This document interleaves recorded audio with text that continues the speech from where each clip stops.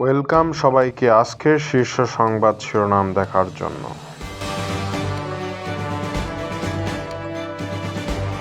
উচ্ছ্বাস আবেগে তারেককে বরণ। ভূমিকম্প হইলেও জামায়াতের দোষ, বললেন হাসনাত আব্দুল্লাহ। জামায়াত নেতা হত্যায় মামলা। এবার মুহূর্তেই শত্রুদের গুড়িয়ে দিবে ইরান। অ্যাপস্টিন ফাইলে মীরা নায়ের।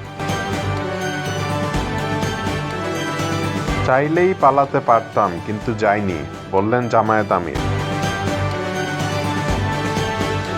দেশে নতুন করে ফ্যাসিবাদের উত্থান হতে দেওয়া যাবে না। বিএনপি স্বচ্ছ নির্বাচন চায়, বললেন মির্জা আব্বাস। ডাকসুর ভিপির প্রশ্নের জবাব দিলেন তারেক রহমান। ইরানের হুঁশিয়ারি, ঝুঁকিতে 40,000 মার্কিন সেনা। রূপগঞ্জে 2 গ্রুপের সংঘর্ষ। প্রার্থীদের হাতে প্রতীক তুলে দিলেন জামায়াত আমির।